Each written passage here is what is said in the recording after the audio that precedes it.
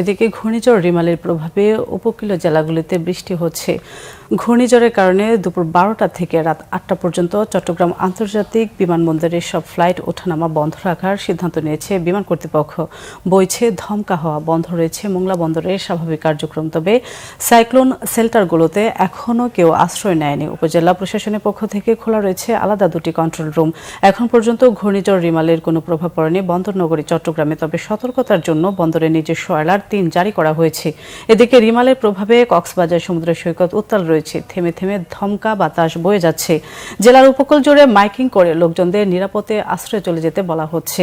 সকাল থেকে শহরতলী সমুদ্র পাড়ের নাজিডার, টেকনাফ, কুতুবদিয়াপাড়া ও চরপাড়ার লোকজনকে নিরাপদ আশ্রয় নেওয়া হয়েছে।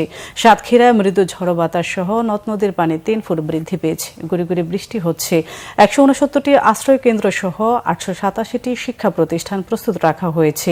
কুয়াকাটায় ঘূর্ণিঝড়ের প্রভাবে গুড়ি গুড়ি বৃষ্টি হচ্ছে। উত্তাল রয়েছে সাগর। রিমালের কারণে পরবর্তী নির্দেশ না দেওয়া পর্যন্ত সকল মাছ ধরা ট্রলারকে নিরাপদ আশ্রয়ে থাকতে বলেছে আবহাওয়া অফিস।